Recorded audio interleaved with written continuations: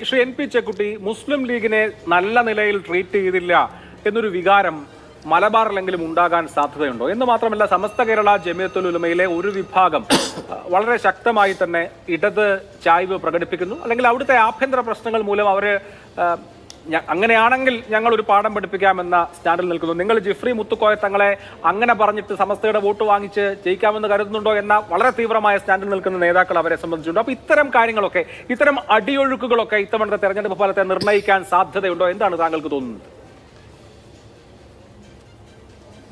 അല്ല, മുസ്ലിം ലീഗിനെ UDF ഏതെങ്കിലും നിലയ്ക്ക് അവഗണിച്ചു എന്ന് ഞാൻ പറയുന്നില്ല. പക്ഷേ മുസ്ലിം കമ്മ്യൂണിറ്റിയുടെ ഡിമാൻഡുകൾ, മുസ്ലിം കമ്മ്യൂണിറ്റി മുസ്ലിം ലീഗ് രണ്ടും രണ്ടാണ്. അപ്പോൾ മുസ്ലിം കമ്മ്യൂണിറ്റി കേരളത്തിൽ ഏതാണ്ട് 25-26% വോട്ടുള്ള ഒരു പ്രധാനപ്പെട്ട കമ്മ്യൂണിറ്റിയാണ്. ഈ കമ്മ്യൂണിറ്റിക്ക് UDFൽ ന്യായമായിട്ടുള്ള റെപ്രസെൻറ്റേഷൻ കിട്ടുന്നുണ്ടോ?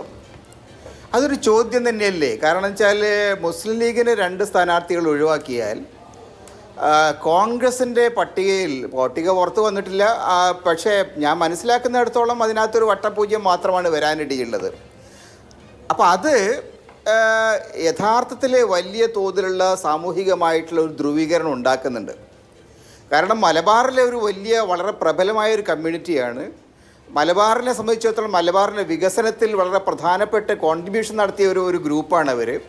അപ്പോൾ അവർക്ക് ന്യായമായി കിട്ടേണ്ട അവകാശങ്ങൾ കിട്ടുന്നില്ല. മറ്റ് ന്യൂനപക്ഷ സമുദായങ്ങൾക്ക് കിട്ടുന്നുണ്ട്, സവർണ സമുദായങ്ങൾക്ക് വളരെ ഗംഭീരമായിട്ടുള്ള ആനുകൂല്യങ്ങൾ കിട്ടുന്നുണ്ട്.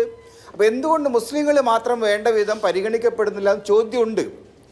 അപ്പോൾ അത് കോൺഗ്രസ് അഡ്രസ്സ് ചെയ്യേണ്ട ഒരു പ്രശ്നം തന്നെയാണ്. നേരത്തെ അതാരോ പറഞ്ഞു, കേരളത്തിൽ ഇപ്പോൾ CPMൻ്റെ 15 സീറ്റിൽ 4 സീറ്റ് പിന്നെ നമ്മൾ കണക്ക് പ്രകാരം 4 സീറ്റ് മുസ്ലിം കാൻഡിഡേറ്റ്സിനാണ് കൊടുക്കുന്നത്.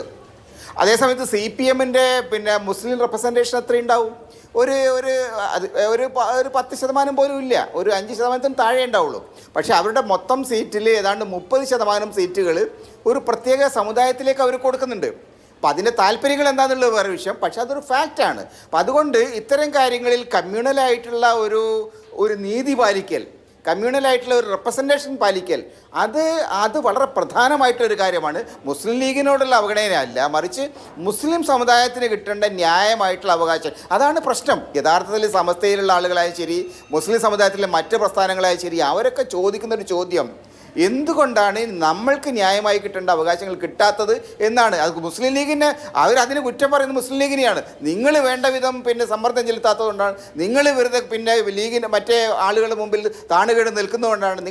നിങ്ങളുടെ ആധിപത്യ താല്പര്യങ്ങളാണ്, നിങ്ങളുടെ അധികാര താല്പര്യങ്ങളാണ് സമുദായത്തിന് ദോഷമായിട്ട് ഭവിക്കുന്നത് എന്ന മട്ടിൽ ആരോപണമുണ്ട്. പക്ഷേ വസ്തുത എന്താണെന്ന് വെച്ച് കഴിഞ്ഞാൽ ഇത് വേണ്ട വിധം UDF പരിഗണിക്കുന്നില്ല എന്നുള്ളതൊരു വാസ്തവമാണ്. അത് പരിഹരിക്കുന്നില്ലെങ്കിൽ വലിയ തോതിലുള്ള സാമുദായികമായിട്ടുള്ള ഒരു റിപ്പർക്കഷൻ ഉണ്ടാവാൻ സാധ്യതയുണ്ട്. ശരി.